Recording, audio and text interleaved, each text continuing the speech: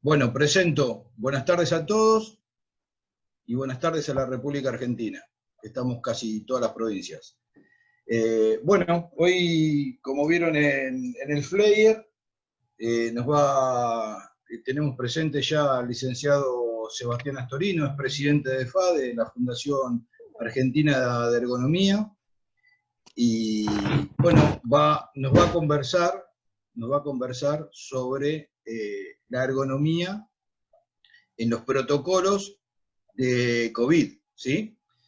Vamos a ir haciendo preguntas por el chat, las que pueda responder yo las respondo, si no las dejo anotadas, y a lo último de la disertación Sebastián va a poder responder, así que tenemos tiempo, pues es una plataforma sin límite, así que tenemos esa ventaja.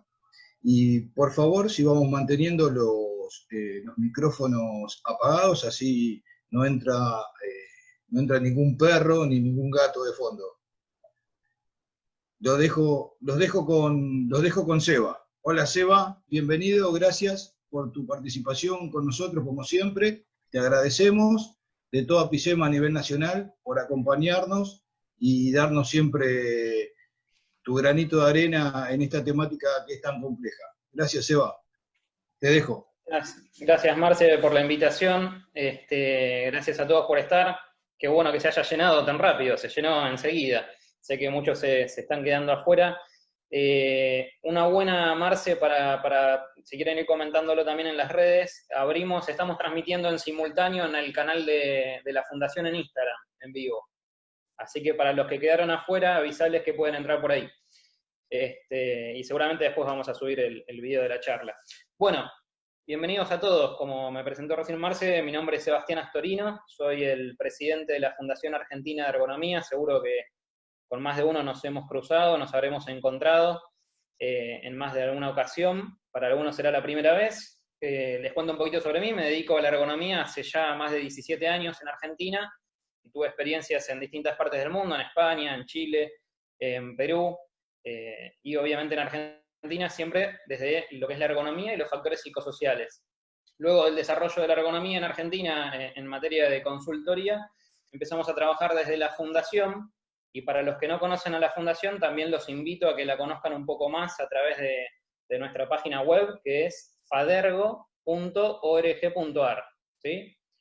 En la página de la fundación van a encontrar mucho material de descarga gratuita, van a encontrar el desarrollo de las actividades que va haciendo la fundación, que básicamente tiene el objetivo de desarrollar la ergonomía en Argentina para todos ustedes. Tenemos 3 ejes muy importantes de trabajo en cuanto a quién está dirigido todo lo que hacemos, que son los trabajadores principalmente, porque el objetivo es que mejoremos la calidad de vida de los trabajadores en Argentina a través de la ergonomía. El otro eje principal tiene que ver con ustedes, tiene que ver con la formación de los profesionales, brindarles a ustedes todas las herramientas que podamos, desde espacios de formación hasta herramientas de evaluación y contenido para la práctica diaria profesional. Ahí también los invito a que conozcan la página de la Escuela Argentina de Ergonomía. Esa es fácil, es ergonomía.org.ar.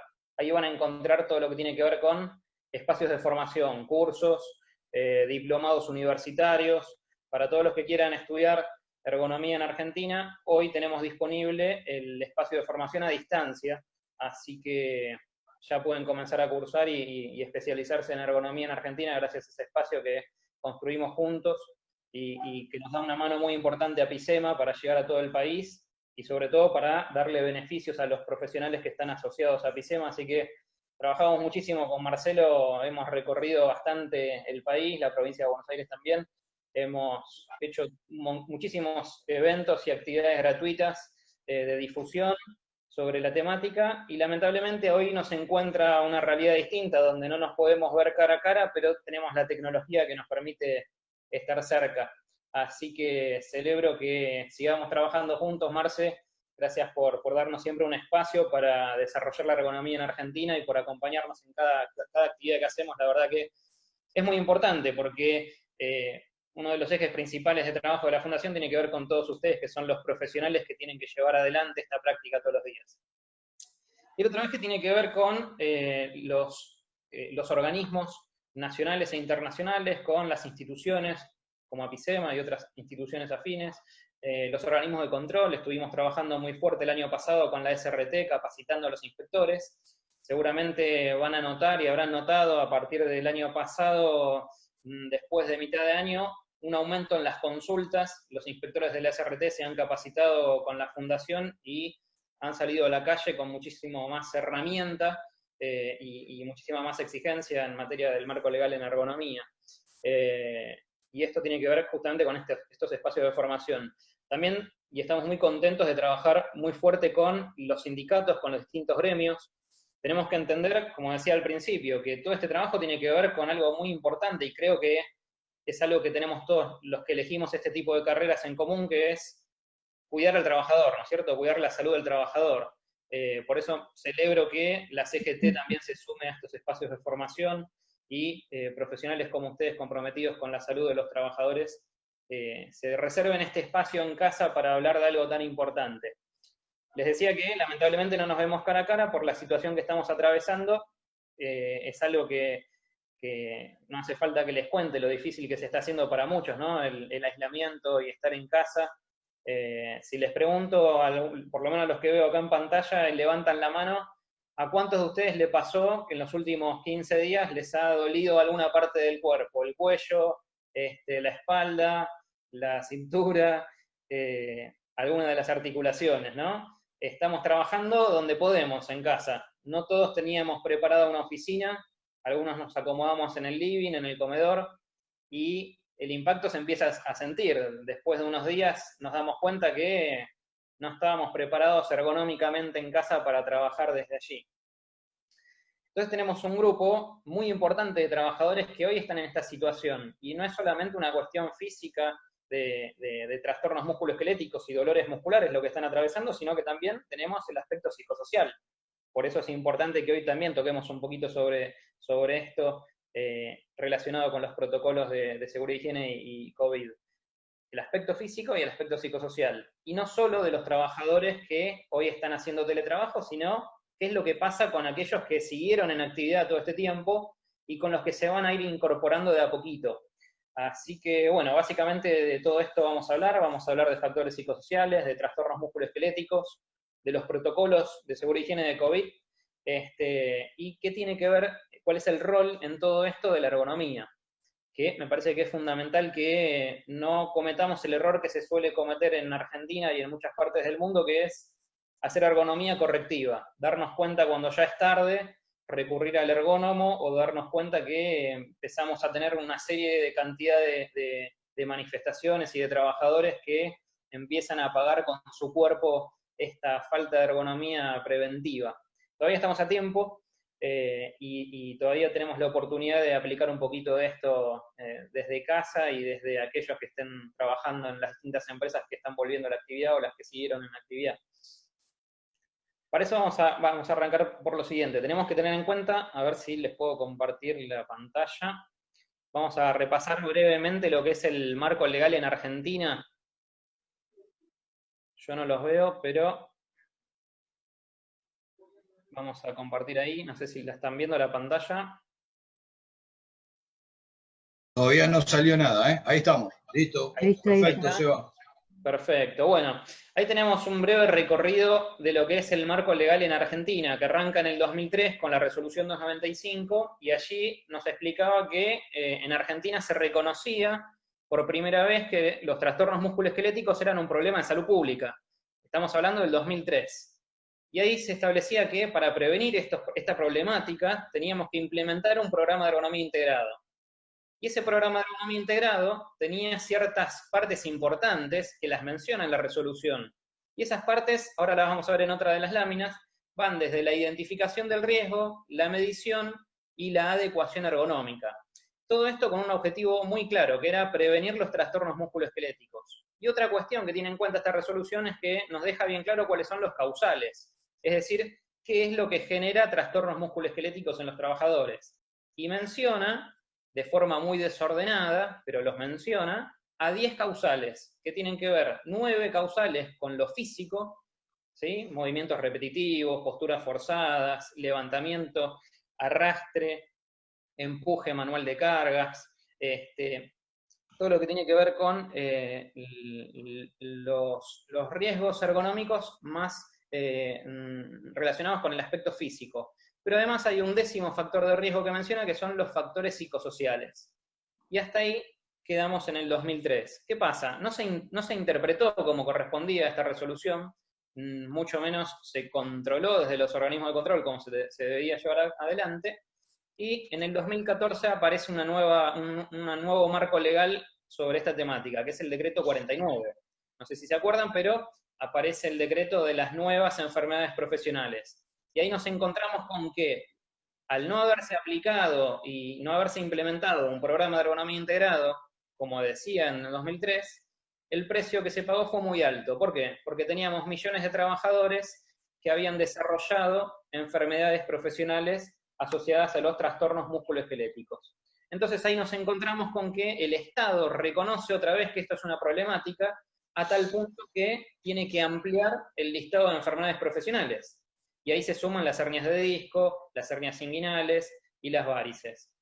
Y establece que la SRT va a definir cuáles son los criterios de exposición. Y esos criterios aparecen en el siguiente punto que vemos ahí en la lámina, que es la resolución 886 en el 2015.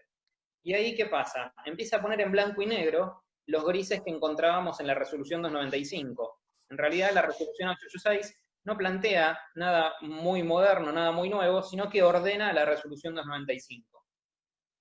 Pero sí nos actualiza en cuanto a algunos límites, como los límites de peso, o los límites para lo que es empuje y arrastre, o transporte manual de cargas.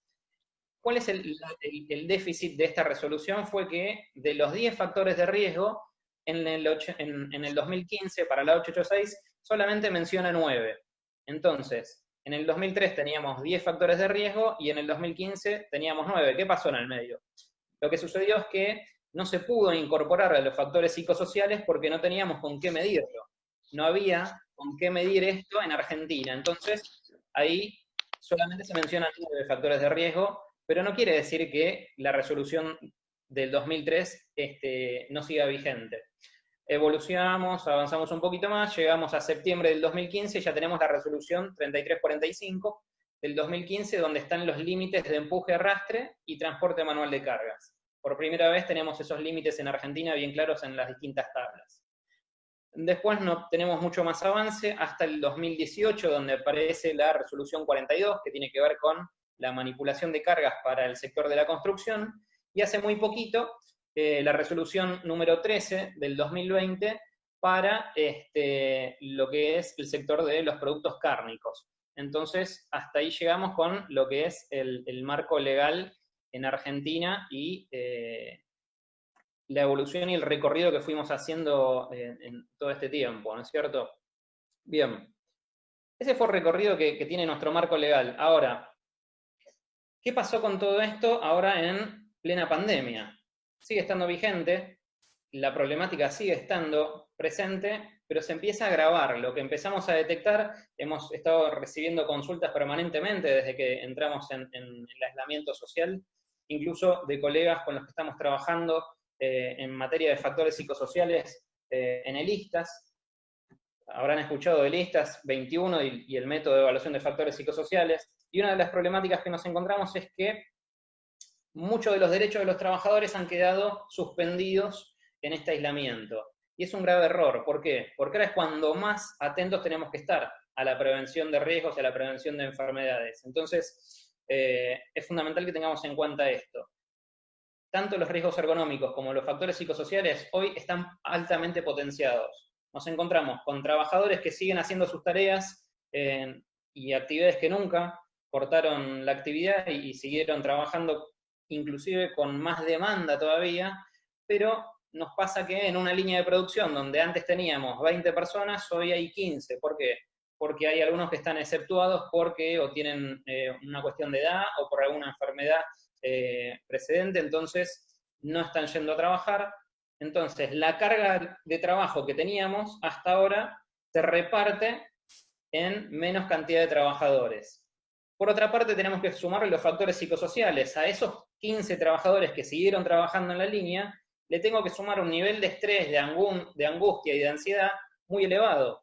Desde que salen de la casa hasta que van al trabajo y vuelven a su casa, el nivel de ansiedad, de angustia, de incertidumbre, de miedo que genera toda la sobreinformación que tenemos en los distintos medios, y por otra parte la falta de información que tenemos frente a esto que es muy nuevo para todos en todo el mundo, genera un nivel de estrés tan elevado que repercute directamente en el sistema musculoesquelético.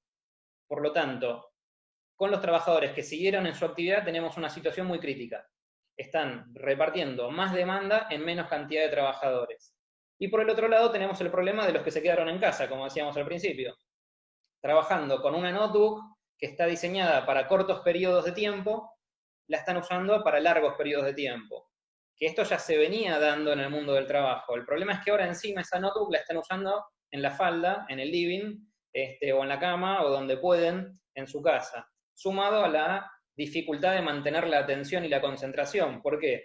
Porque se encuentran con que en casa están los chicos, que en casa somos varios y no nos podemos concentrar, y necesito que los nenes puedan mirar la tele. Entonces, ¿qué hace? El trabajador se termina yendo a la habitación para estar en silencio y tener su reunión o trabajar en alguna devolución.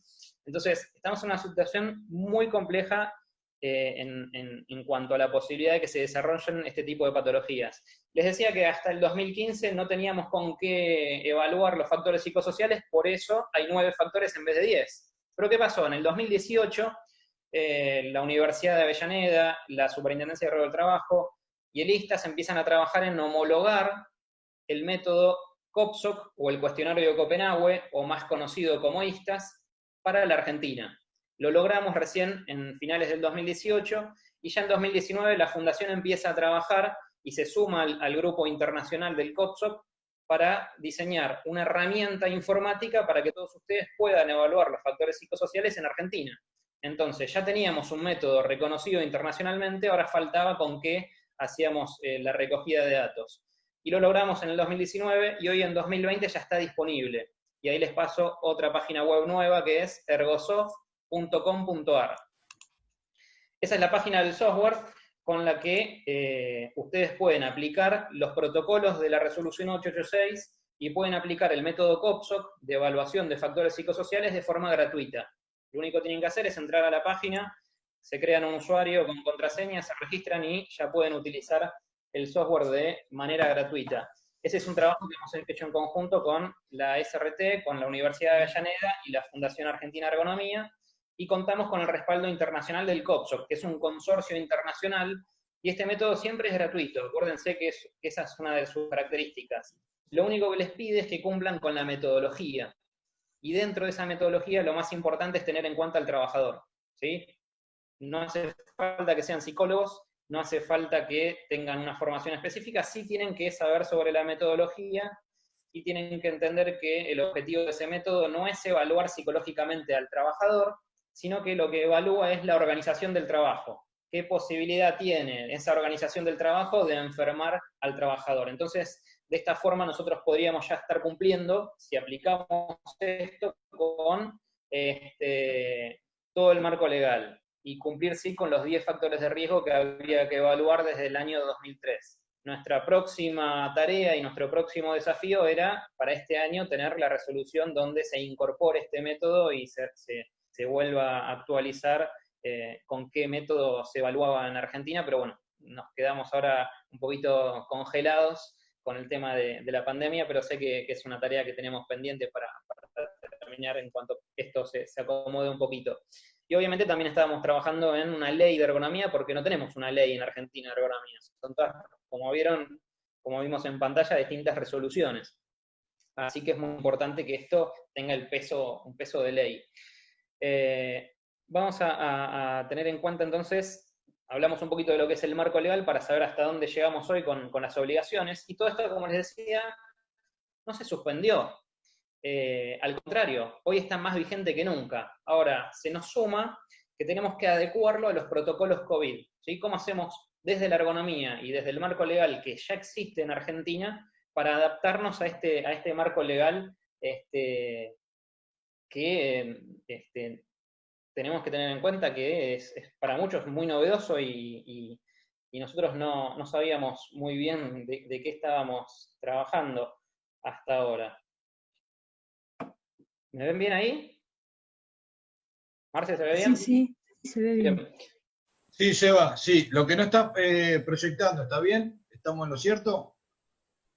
No, así ahora estoy directamente yo en la cámara. Ah, perfecto, perfecto. Perfecto. Listo. Perfecto. Bueno, les decía, es algo que es muy novedoso para nosotros y nos tenemos que ir adaptando. Empezamos a trabajar inclusive con colegas de Chile y de España porque todavía no había nada escrito de cómo adaptar estos protocolos de COVID desde la ergonomía. La verdad es que no había pasado nunca que nos toque trabajar en ergonomía desde una pandemia, así que estamos trabajando sobre la marcha. Ahora, vieron que, no sé si alguno ya estuvo trabajando con los distintos protocolos de COVID, vieron que tenemos una resolución para Buenos Aires, que es la 135 del 2020, ¿no es cierto? Y establece que los empleadores que sigan en actividad o aquellos que se vuelvan, que se empiecen a incorporar nuevamente las actividades, tienen que implementar un protocolo COVID de seguridad e higiene. Ahora, como siempre suele pasar, que la ergonomía se deja de lado y nos llaman cuando ya es demasiado tarde. Nosotros lo que planteamos es la importancia de trabajar de manera preventiva, sobre todo desde la ergonomía, teniendo en cuenta que, por ejemplo, hoy vemos que se están poniendo muchas pantallas. ¿Vieron que están poniendo muchas pantallas como en el banco para que el trabajador no reciba y mismo el cliente o la visita este contacto directo entre ambas personas? Algo que no se está teniendo en cuenta, por ejemplo, desde la ergonomía es la capacidad acústica de relación con ese otro. Y es algo que ya había pasado hace muchos años cuando por primera vez se pusieron los blindex, ¿se acuerdan? En los bancos. Antes, cuando yo era más chico, les habrá pasado a alguno por ahí pintando canas, cuando vos ibas al banco tenías el mostrador cara a cara con el cajero. Después de repente aparecieron esos blindex, no existían antes. ¿Qué es lo que pasó al tiempo? Se dieron cuenta que ni el cliente ni el cajero se escuchaban porque había un vidrio de por medio. Y ahora otra vez estamos poniendo blindex y estas láminas entre distintas personas, lo cual sí nos protege del virus, pero hace que sea imposible, desde lo ergonómico, poder entender qué es lo que me está diciendo el otro y poder interactuar. Lo que genera un sobreesfuerzo de la voz del trabajador, tal vez no tanto del cliente, pero sí del trabajador. Y esto también se dio hace muy pocos años en el subte, no sé si se acuerdan, que había pasado algo muy parecido. Entonces, un aspecto ergonómico a tener en cuenta ahí para reducir el sobreesfuerzo de la voz y esta falta de comunicación, ¿qué hace esta falta de comunicación o este ruido que hay entre el cliente y el trabajador?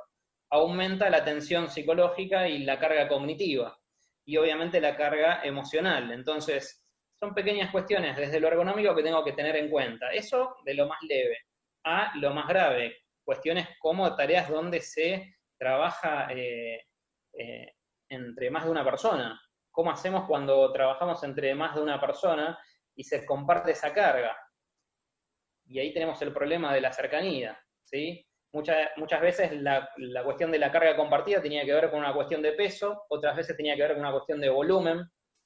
Nosotros siempre recalcamos la importancia de que la carga no se comparte por una cuestión de peso, sino que se tiene que compartir por una cuestión de volumen. Si es grande y no la puedo agarrar yo solo, sí debo compartir la carga. Ahora, no es porque una carga pese 50 kilos, si la llevamos entre dos, entonces estamos seguros porque ninguno de los dos supera los 25 kilos.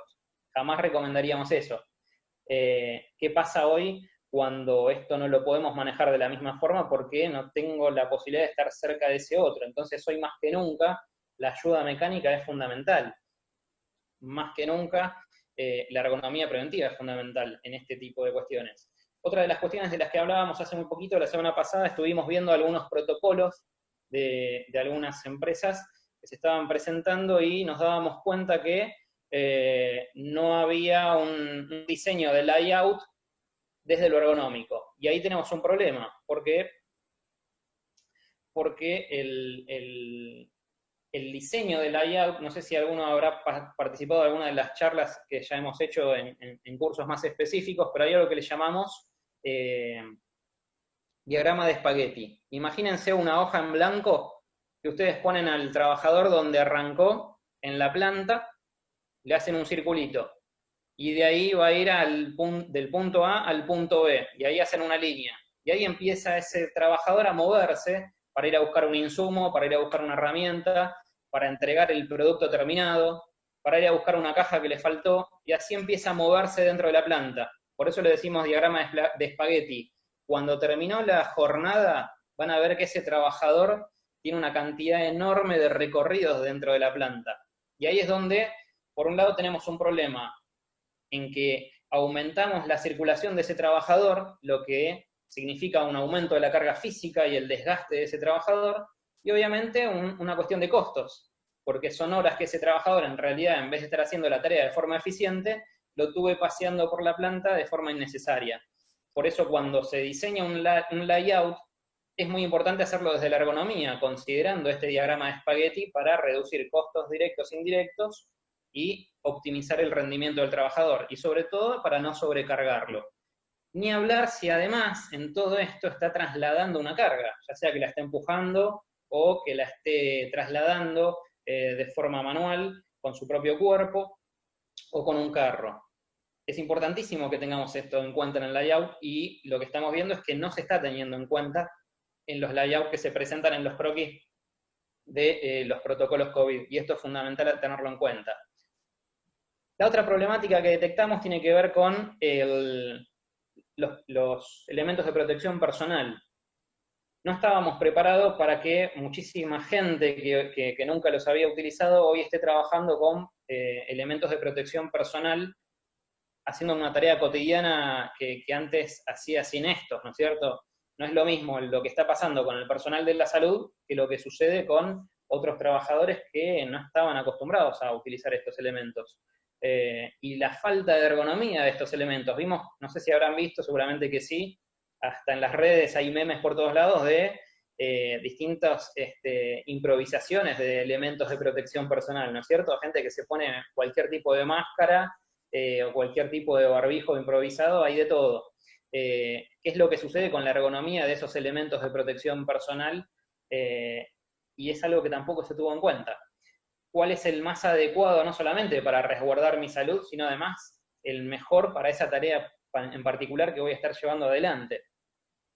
Entonces, me parece que es fundamental, y hoy más que nunca, entiendo que la resolución lo menciona, pero como siempre, por más que no lo menciona, que lo mencione no siempre se lleva adelante, esto de la importancia de que participe el comité mixto, ¿no es cierto? Es importantísimo que esto lo trabajemos en conjunto. Ahora, dentro de ese comité es fundamental que haya un especialista o un profesional con conocimientos en ergonomía, porque si no va a volver a pasar lo que pasó siempre. Vamos a tener los resultados tarde y van a ser resultados negativos. Voy a tener sobrecarga física, sobrecarga en cuanto a factores psicosociales, y el precio, como siempre, lo paga el mismo sector, lo paga el trabajador. El trabajador es el que termina pagando siempre con su cuerpo. Y por otra parte, el empleador. ¿Por qué? Porque el empleador va a tener un aumento en el ausentismo, en la litigiosidad y un impacto muy importante en su productividad. Eso es lo que quería que hablemos respecto a los protocolos, y veo que hay algunos levantando la mano por ahí. Sé que Luciana va anotando las preguntas si le quieren ir haciendo, y después las dejamos un espacio para las preguntas. Y antes de cerrar con esto de los protocolos, quería que toquemos otro tema que es muy importante, que es dentro de lo que es el home office. El otro día también estuve hablando de los números. Tenemos que prepararnos, este es un momento bisagra, lo hablábamos también con Marcelo el otro día, este es un momento bisagra, es un antes y un después para todos nosotros, para nuestra forma de trabajar. Seguramente muchos de ustedes son profesionales de seguridad y higiene que trabajan de manera independiente, otros estarán trabajando en relación de dependencia, pero muchos vamos a tener que adaptarnos, reinventarnos y entender que cambió el mundo del trabajo a partir de todo esto. Muchísimos de nuestros clientes hoy ya nos están manifestando que van a pasar a teletrabajo de forma permanente y no por una cuestión solo de pandemia transitoria, sino que van a sostener todo lo que puedan el teletrabajo por una cuestión inclusive de costos. Se dieron cuenta que hay una nueva forma de trabajar en el mundo y para eso tenemos que estar preparados también. Y tenemos que tener en cuenta la ergonomía para el teletrabajo. En cuanto a números, fíjense, los números son tremendos, ¿no? Solamente el 3% de las empresas privadas en Argentina aplicaban teletrabajo antes de la pandemia. O sea, representaba menos del 7% de los trabajadores del sector privado, la cantidad de trabajadores que hacían teletrabajo antes de la pandemia. No llegaban a 400.000 y pico, no llegaban a 500.000 trabajadores en toda Argentina, y estamos hablando solamente del sector privado. Imagínense lo que pasó con esa migración de millones de trabajadores que trabajaban en una empresa y ahora están haciendo teletrabajo. No estaban todas las empresas en Argentina preparadas para esto, y mucho menos esos trabajadores. Y acá sí me quiero detener en cuanto al marco legal, porque si bien entendemos que nadie estaba pensando en un aislamiento social tan prolongado, y todos pensamos que iba a ser mucho más cortito, lo primero que establece la SRT cuando arranca el aislamiento es que esa fue la resolución número 21 del 2020 de la SRT, que dice que de la resolución original de teletrabajo solo queda como obligatorio para los trabajadores que transitoriamente hacen teletrabajo la obligación del empleador de denunciar el domicilio del trabajador para que la RT lo cubra. Pero deja, entre paréntesis, todas las otras obligaciones. Y dentro de esas obligaciones había puntos muy importantes, como por ejemplo la autoevaluación de riesgos, como por ejemplo la capacitación para que ese trabajador adecúe su espacio de trabajo de forma segura, y dentro de esos puntos, uno de los puntos más importantes tiene que ver con la ergonomía, y otro de los puntos tiene que ver con que el empleador tenía la obligación de proveer un extintor y una silla ergonómica. Ahora, entendiendo que era por un periodo corto y transitorio, en la resolución 2120 todos esos artículos quedan como en suspenso, no son obligatorios, y solo es obligatorio declarar el domicilio del trabajador. Ahora, si volvemos al periodo prepandemia, había casi 500.000 trabajadores en Argentina que hacían teletrabajo. No sé si alguno tiene algún cliente o alguna empresa que asesora que aplique teletrabajo desde antes de la pandemia, pero yo no tengo casos en los que, haciendo teletrabajo antes, hayan cumplido con la resolución 1552 del 2012. O sea, desde el 2012, los empleadores que hacen teletrabajo están obligados a cumplir con todos estos puntos, y la mayoría no lo cumplía antes, mucho menos ahora. Entonces, me parece que hay cuestiones que tenemos que tener en cuenta que no se pueden poner en suspenso. Los derechos de los trabajadores no pueden quedar suspendidos. La seguridad y la salud de los trabajadores no tiene por qué quedar suspendido. Eso sería un retroceso muy importante. Y es fundamental que los profesionales en seguridad y higiene tomen esta posta y entiendan también que es nuestra responsabilidad cuidar y velar por la salud y la seguridad de esos trabajadores. Para eso elegimos esta carrera y para eso nos dedicamos a esto. Bien. Creo que ya estamos con todos los puntos que me propuse tocar, y ahora podríamos dar espacio a las preguntas que fue anotando Lucía. Lu, ¿querés ir pasando algunas? Sí, no, Jorge quería hacer una pregunta. Jorge, ¿te Dale. habilito el micrófono? Sí, buenas tardes. Quería hacer una pregunta destacando el punto que usted se referenciaba a que los profesionales tienen que hacer una evaluación dentro del protocolo COVID-19 de las cuestiones ergonómicas. De acuerdo a las resoluciones en el marco legal, ¿quién está capacitado? ¿Quién tiene ¿cómo le puedo decir? La capacitación para hacer ese tipo de evaluación? Bien. Bien, Jorge, buenísimo lo que mencionás, porque tiene que ver con una de las primeras cosas que hablamos más temprano, viste, que te dije que uno de los ejes más importantes para la fundación tenía que ver con ustedes, los profesionales, y con brindarles dos cuestiones básicas para que ustedes puedan hacer su trabajo, que es formación y herramientas. Herramientas, por ejemplo, todo el material que tienen de descarga para dar capacitaciones, para dar inducciones, para hacer una capacitación o una sensibilización del personal, lo tienen disponible en la página de la Fundación, fadergo.org.ar, y ahí se descargan todo lo que hay gratuito para que puedan ustedes hacer su trabajo. Tablas que les explican, por ejemplo, las tablas de la 295 de levantamiento manual de carga, que son muy difíciles de entender, ahí las simplificamos, las rediseñamos y se las dejamos ahí gratis de descarga. Cómo capacitar para prevenir los factores de riesgo de la 886, un póster para cada factor de riesgo para que ustedes se lo puedan dar al trabajador y lo expliquen juntos. Cómo prevenir riesgos en la oficina, lo mismo. Entonces, todo lo que es contenido lo tienen en la página de la Fundación de descarga. Todo lo que es los métodos de evaluación, los protocolos de ergonomía, el método de factores psicosociales, lo tienen de forma gratuita en el método Ergosoft, que es ergosoft.com.ar. Y después tenemos el otro eje, que es el fundamental, el que mencionabas vos, que es ¿quién es un profesional capacitado? Entonces, primero, ¿dónde estudio ergonomía? Nosotros cuando arranca la fundación, uno de los objetivos principales que nos planteamos fue, en Argentina nosotros nos dedicamos hace más de 17 años a esto y no encontramos nunca ni desarrollo de contenido, ni dónde estudiar, tuvimos que estudiar casi todos afuera, y eso es muy costoso, más para un mercado que no ha sido todavía explotado. La ergonomía en Argentina todavía le queda un montón de campo y de mercado para explotar. Entonces, se hace muy difícil cuando uno no tiene dónde estudiar esa especialidad tan específica. Y nos planteamos esto, que los profesionales puedan estudiar y acceder a estudiar ergonomía de la forma más accesible posible y más económica, pero además también desde lo práctico, porque tiene que ser en un horario que vos puedas cursar, en un lugar donde vos puedas cursar, y además que le llegue a todos. Nos planteamos que sea democrático, que no solamente se pueda estudiar ergonomía en Buenos Aires, en Palermo o en Microcentro, y todo el sábado 18 horas o todo el viernes 18 horas, porque ninguno de nosotros podemos dejar de trabajar, ¿sí? Y tenemos además una familia, o no todos vivimos en Microcentro. Entonces nos planteamos ya hace 4 años crear la Escuela Argentina de Ergonomía, que ahí la página es ergonomia.org.ar. ergonomia.org.ar. Ahí van a ver que hay cursos, hay diplomados, y ahí pueden acceder a estudiar ergonomía a distancia. Entonces, ya sea que estás en Ushuaia o en La Quiaca, vos podés estudiar a distancia con los horarios que vos quieras, acceder desde tu casa o desde el celular, con una tablet o con una computadora y formarte.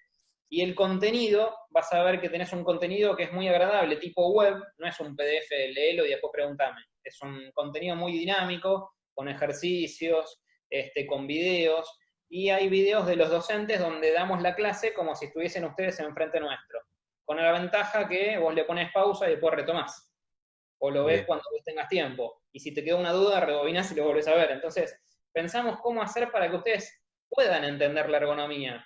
Más de uno habrá ido a algún curso de ergonomía y salió entendiendo menos de lo que entendía antes de entrar al curso, ¿o no? O miento, porque a mí me ha pasado ir a cursos que pagué para entender algo de ergonomía y salís entendiendo menos. ¿Por qué? Porque son esos pocos, 4 o 5 gatos locos que lo que buscan es que vos no entiendas para que parezca que esto es imposible. Y no es imposible. Sí, y justamente otra cuestión, muchas gracias por la información, es muy bueno saber que se puede complementar la información que uno tiene para ergonomía, ¿no? Y otro de los puntos claves que tenemos por lo menos acá en Córdoba, es que el Ministerio de Trabajo dice una cosa y la Municipalidad de Córdoba como ente regulador dice otra.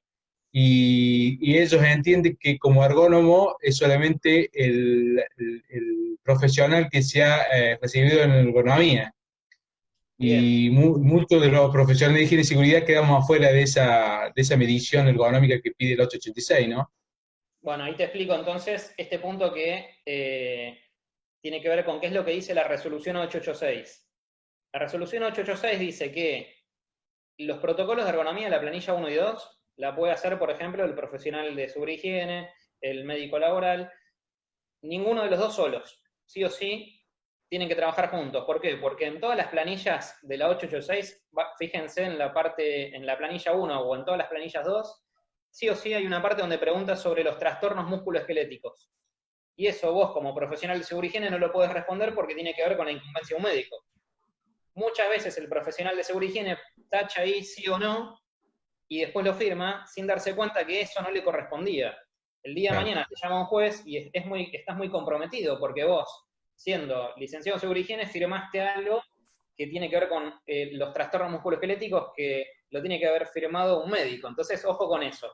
Pero también esa resolución tiene un punto muy claro que dice, después que vos aplicás los protocolos, te da un resultado inicial, nivel 1, 2 o 3 de riesgo. Todo lo que sea nivel de riesgo 2 o 3, tenés que hacer el estudio. Y ahí sí te dice, bueno, ojo, el estudio lo tiene que hacer un profesional con conocimientos en ergonomía. Y acá quiero que presten atención que hay una gran diferencia entre la palabra ergónomo y el profesional con conocimientos en ergonomía. El ergónomo tiene no existe como carrera, en Argentina no existe y en el mundo no existe, siempre son posgrados o magísters o cursos de postítulo o diplomados, pero no es una carrera de grado. Por lo general, vos tuviste otra actividad, otro oficio, otra profesión, otra formación de grado y te especializás en esto. Pero sí hay un acuerdo internacional donde se establece que para ser ergónomo tenés que tener de 300 a 400 horas de formación, ¿sí? Más otras 300 o 400 horas de práctica. Pero ¿qué pasa? El ergónomo, por ejemplo, se va a ocupar de cómo diseñar esta lapicera para que la curva de la lapicera se adecue justo al agarre que yo tengo en mi mano. Se va a encargar de la silla donde estoy sentado o del diseño del teclado de la notebook que estamos usando, porque hacemos ergonomía de diseño de productos también. Ahora, nuestra resolución no habla de ergónomo, sino que habla de profesional con conocimientos en ergonomía. ¿Se dan cuenta la diferencia que hay? Es abismal. Porque lo único que busca nuestra resolución, nuestro marco legal en Argentina, que lo vimos hace un ratito, acuérdense siempre de esto, el único objetivo que tiene es la prevención de los trastornos musculoesqueléticos. No busca que vos diseñes productos, sino que lo que busca es que los trabajadores no se enfermen. Entonces no le interesa que vos sepas todo lo otro de ergonomía, pero sí tenés que saber muy bien cómo aplicar la ergonomía para prevenir esos trastornos musculoesqueléticos. Por eso, no alcanza solamente con la formación de grado, porque ustedes habrán tenido, ¿cuánto? 3 meses o 6 meses de ergonomía en la carrera, que en realidad se los dio también un docente que, igual que ustedes, solamente tuvo 3 meses o 6 meses de ergonomía, y así vamos cada vez más para atrás, cuando la ergonomía ni siquiera existía en Argentina. Entonces, es muy difícil encontrar un docente de ergonomía en la tecnicatura o en la licenciatura que realmente tenga formación en ergonomía. Y es muy poquito, 6 meses para haber tenido una buena formación. Entonces, sí hay que tener en cuenta que vos como profesional tendrías que tener una especialización, una formación extra en materia de ergonomía. Pero no hace falta que seas ergónomo, que eso sí es otra cosa.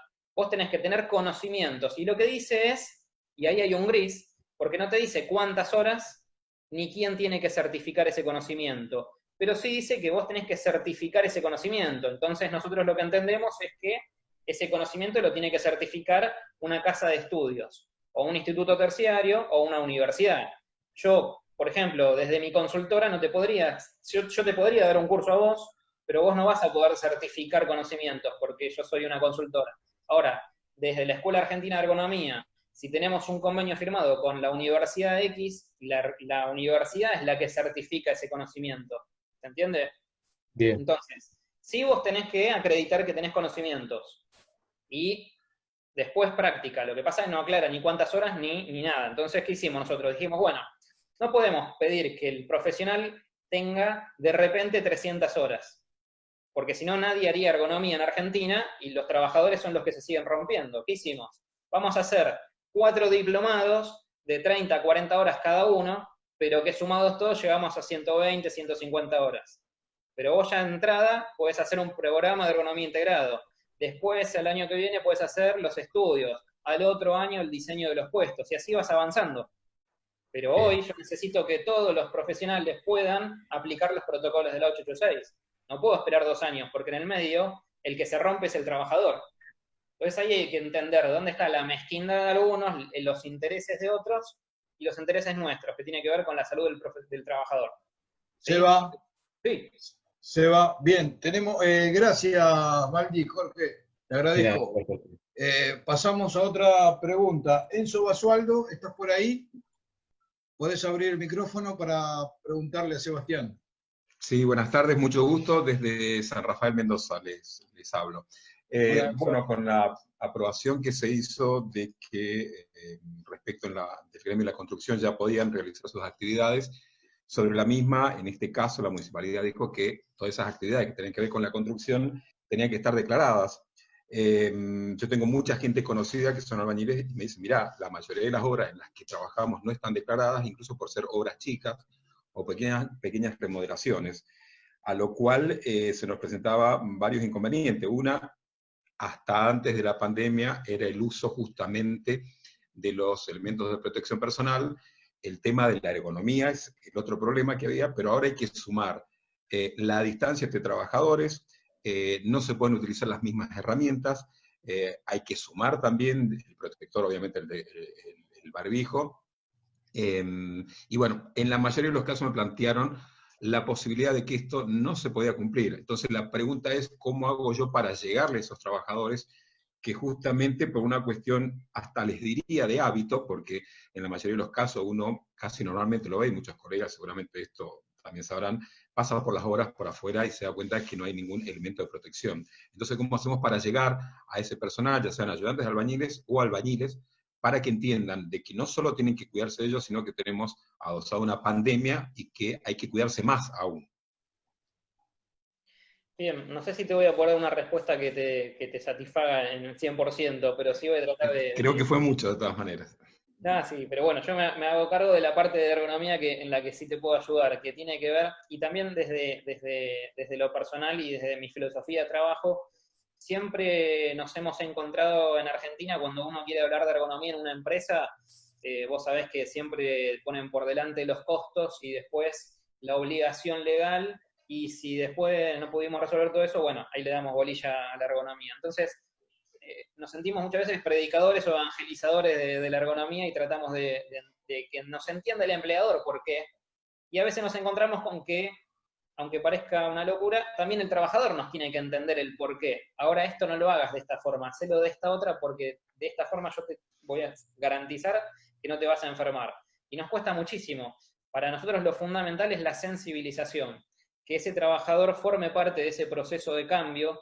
Por eso me interesa que en este sentido trabajen los sindicatos, porque me parece que la forma en la cual yo puedo llegar al trabajador de mejor manera y apoyarme en ese sindicato para que entienda que yo no vengo a molestar ni a complicarle la vida a nadie. Al contrario, yo vengo a cuidarle la vida a alguien y a mejorar su calidad de vida. Entonces, cuando nosotros vamos desde ese ángulo de, mira, esto que vamos a hacer lo hacemos nada más y nada menos que para cuidarte a vos y a tu familia, se nos abren muchísimas más puertas de las que pensábamos. Pero yendo específicamente a lo ergonómico, por eso es tan importante que repensemos qué está pasando con los protocolos del COVID en las actividades, y esto que mencionás es fundamental. No pueden compartir las mismas herramientas, pero además en este tipo de actividad en particular hay muchas tareas que se hacen de a dos o de a más personas muy cerca, porque necesita que le alcance el balde, porque necesita que le pase la bolsa, que le pase los ladrillos, que le pase la herramienta, que le sostenga algo mientras el otro está clavando o ajustando. Es una tarea que se hace muchísimas veces, por lo menos de a dos personas. Y el otro tema son los elementos de protección. Más allá de que en las obras tenemos, y en el sector de la construcción es un mundo aparte, obviamente tenemos un problema muy importante con lo que es levantamiento manual de cargas, a pesar de que tenemos hace muy poquito la resolución 42 del 2018, no es un sector en el que hayamos podido avanzar mucho, pero piensen esto, y esto también tiene que ver mucho con la ergonomía. ¿Cuál es la capacidad respiratoria que tenemos para hacer una tarea teniendo el barbijo puesto? A mí me pasa, y lo digo como un caso, no sé si soy el mejor ejemplo, pero yo voy todos los mediodías a cuidar a mi abuela, llevarle la comida y estar con ella, higienizar su casa, qué sé yo. Nada más que de cruzar la calle, subir la escalera y hacer ese pequeño esfuerzo físico con el barbijo puesto, me doy cuenta que me está costando respirar. Imagínense si ustedes están preparando un pastón con un barbijo. Lo que les costaría preparar un pastón con el barbijo. Lo que les costaría estar haciendo un fratachado o revoleando ladrillos o levantando una bolsa con un barbijo. Entonces, y uno dice, bueno, ¿lo puedo reemplazar el barbijo por una máscara? y si reemplazás el barbijo por una máscara, lo que va a pasar es que se te va a empañar la máscara, no vas a ver nada.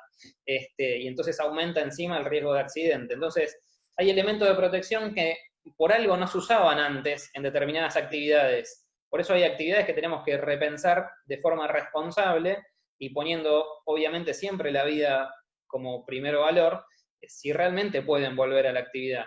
Y en todo caso tendremos que definir que no podrán volver con el mismo ritmo de trabajo que antes. Si en el ritmo anterior vos hacías, te voy a decir cualquier ejemplo, ¿no es cierto?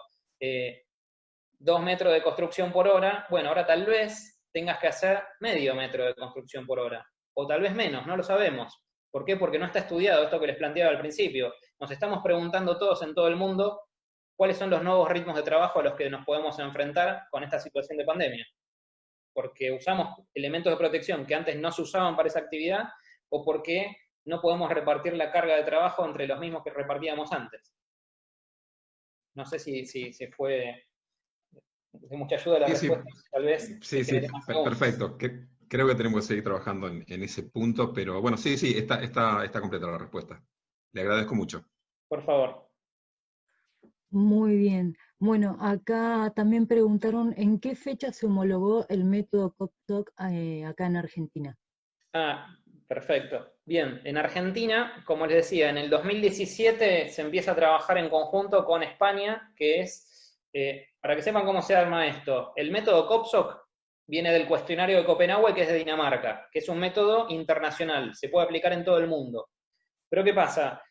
Para aplicar ese método, diferente de los métodos físicos, como esto psicosocial, tiene que ver mucho con nuestra cultura, con nuestra idiosincrasia, hasta las palabras que uno pone en el cuestionario se modifican por país. No es lo mismo decir estar de paro en España que decir estar de paro en Argentina. En Argentina es porque estamos protestando por algún derecho para mejorar los derechos o la calidad del trabajador, y en España estar de paro es haberse quedado sin trabajo. Totalmente distinto. Entonces, ¿qué hace el COPSOC? Se crea un conglomerado, un consorcio internacional formado por distintos países miembros, y los que somos miembros de ese consejo, de ese consorcio internacional, vamos adaptando para nuestros países ese cuestionario que no evalúa al trabajador, sino a la organización del trabajo, ¿sí? Eso se empieza a hacer en Argentina recién en el 2017. Como esto es un método de Dinamarca originalmente, pero hoy ya es patrimonio de todo el mundo, tenemos un interlocutor como un embajador del método para habla hispana, que es España. En España trabajamos con el ISTAS, que es el Instituto Sindical de Trabajadores de España, que fueron los primeros en hacer que el COPSOC se pueda utilizar con una herramienta informática, que es el ISTAS 21, que también es de descarga gratuita. En el ISTAS y a nivel mundial tenés tres modelos de cuestionario. Uno corto, para menos de 25 trabajadores, uno medio, que es para más de 25 trabajadores en esa empresa, y uno largo. El largo se usa solamente para homologarlo en tu país. Entonces lo usamos solamente las instituciones científicas y académicas que trabajamos en la validación del método para nuestro país. Con esa versión larga se empezó a trabajar en el 2017 con la Universidad de Avellaneda, la Superintendencia de Riesgo del Trabajo y el GESAL, que es el grupo de estudio de investigación de la Universidad de Avellaneda, y se logra validar en finales del 2017. Para 2018 ya contamos con la aprobación internacional, y recién el año pasado, 2019, tuvimos disponible la herramienta en el software, que la fuimos probando. Esto se logró gracias a este trabajo internacional y ahora podemos aplicarlo acá en Argentina.